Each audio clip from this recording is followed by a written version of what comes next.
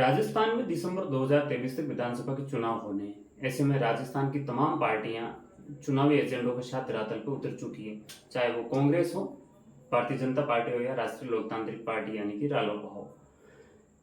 अलग अलग पार्टियां अपने अपने दावे कर रही है। कांग्रेस महंगाई राहत कैंप के माध्यम से चुनावी प्रचार कर रही है। राष्ट्रीय लोकतांत्रिक पार्टी यानी कि आरएलपी प्रदेश की कानून व्यवस्था, महंगाई और बहुत सारे पेपर लीक प्रकरण को लेकर के हल्ला बोल और बजरी की कीमतों को लेकर के रैलियां कर रही है। वहीं भारतीय जनता पार्टी एक अपना कुछ चुनावी एजेंडा ढूंढने में लगी है कि अगर हम लोगों के बीच में जाए तो कैसे जाए।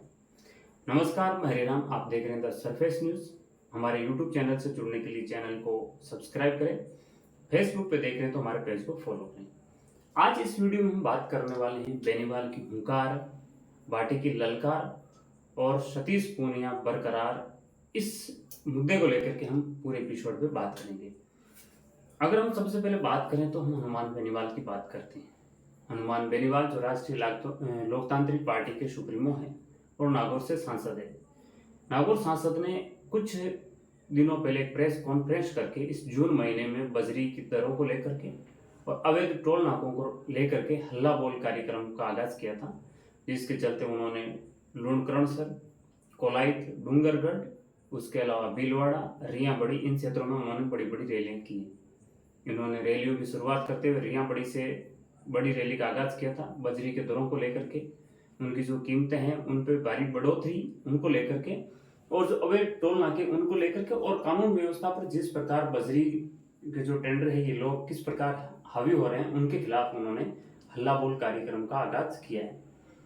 रियाबड़ी में उनका जो प्रोग्राम था उसके बाद में जिस प्रकार प्रशासन ने वहां पे जांच की है, जो खुदाई 2 मीटर होनी थी वो 10-10 मीटर तक खुदाई हुई है। 1 लाख टन का जो वहां पे इकट्ठा करने की बात थी, वहां पे 5 लाख टन का स्टॉक मिला है। और जिस प्रकार अवैध टोल नाकों की बात थी तो वहां पे रियाबड़ी के अंदर जब कार्रवाई हुई तो बताया गया कि 9-10 वहां पे अवैध टोल नाके थे जिनको हटा दिया गया है और अभी उन पे कानूनी कार्रवाई शुरू हो गई है, एफआईआर दर्ज हुई है। उसके बाद में कोलाइत है, डूंगरगढ़ है, भीलवाड़ा है, नहौर हनुमानगढ़ है। उसके बाद में अभी जो दोरीमना के अंदर रैली होनी है, टोंक के अंदर होनी है, तो बहुत सारी रैलियां भी चल रही हैं। लेकिन इसी रैलियों के बीच में एक विवाद उत्पन्न हो गया, वो हो गया माफिया नाम को लेकर के। अब ये माफिया नाम किसने लिया और किस पर लिया, इस पर बात करते हैं।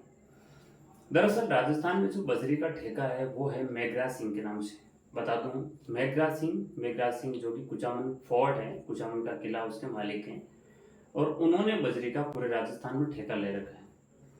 ये आंदोलन की शुरुआत होती है भीलवाड़ा में। जो बजरी के ठेके हैं, इन लोगों के द्वारा पुलिस के ऊपर गाड़ी चढ़ाना, जोधपुर के अंदर सीआई के ऊपर गाड़ी चढ़ाना, ट्रैक्टर के लेकर के जो लोग जाते हैं उनके साथ मारपीट करना, अवैध वसूली करना, इन सारी चीजों को एक मुद्दे के तौर पर लेकर के रालोपा सुप्रीमो ने एक आंदोलन का आगाज किया है। इस आंदोलन के बाद में उन्होंने जैसे बजरी माफिया का नाम लिया तो राजपूत समाज के बहुत सारे लोगों ने इसका विरोध किया। अगर विरोध की बात करें तो रविंद्र सिंह भाटी, जिन्होंने हनुमान बेनीवाल पर कटाक्ष किया, जो कि जेएनयू से पूर्व छात्र संघ अध्यक्ष रह चुके हैं और अभी वो भी चुनावों में उतरने वाले हैं। इसके अलावा महिपाल सिंह मकराना और राजेंद्र सिंह नरूका है, उन्होंने विरोध दर्ज किया है। सुखदेव सिंह गोगामेड़ी ने विरोध दर्ज किया है और सूर्य फाउंडेशन के द्वारा हनुमान बेनीवाल का जो पुतला जलाया गया था वहां पर भी विरोध हुआ है। और भीलवाड़ा के अंदर बहुत सारे लोगों ने इकट्ठे होकर के राज्यपाल को ज्ञापन दिया है और वहां पे विरोध जताया है। लेकिन भीलवाड़ा के अंदर जो विरोध जताया उसमें हमने एक चीज देखा, जो ट्रैक्टर लेकर के वहां पे लोग आए थे उनके हाथ में जो तख्ती थी उस पर लिखा हुआ था हनुमान बेनीवाल हाय हाय और उस पर क्रॉस का चिन्ह था। जब उनसे बात की तो उन्होंने बताया कि हम अशोक गहलोत की रैली में आए, अशोक गहलोत बड़े नेता हैं, उनकी रैली में आए। तो कहीं ना कहीं उन लोगों को इस चीज का पता नहीं था जो वहां पे आए। ये परिप्रेक्ष्य तो था आरएलपी की तरफ से और हनुमान बेनीवाल ने ये कहा कि मैं बजरी माफियाओं को नहीं छोड़ूंगा। राजपूत समाज ने माफिया शब्द के ऊपर विरोध दर्ज किया कि हमारे भामाशाहों को आपने माफिया क्यों कहा। लेकिन बेनीवाल ने पलटवार करते हुए ये कहा कि बजरी की दरें अगर कम होगी तो उसका फायदा राजपूत जाति को भी होगा, जाट समाज को भी होगा, गुर्जर, ब्राह्मण, मेघवाल तमाम जातियों को इसका फायदा होगा, नहीं कि एक जाट समाज को फायदा होगा।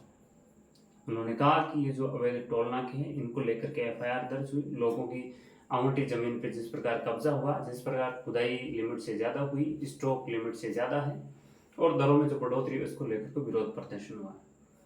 इस बात पे राजपूत समाज के नेताओं के द्वारा या समाज के बड़े लोगों के द्वारा विरोध दर्ज करवाया, जिसमें रविंद्र सिंह पाठी जेएनयू के पूर्व छात्र संघ अध्यक्ष, जो इस बार शिव विधानसभा से चुनाव लड़ने की तैयारी कर रहे हैं, उन्होंने भी बेनीवाल पर कटाक्ष किया और बोला कि इस प्रकार के एजेंडे हैं, इनसे आपको बचना चाहिए।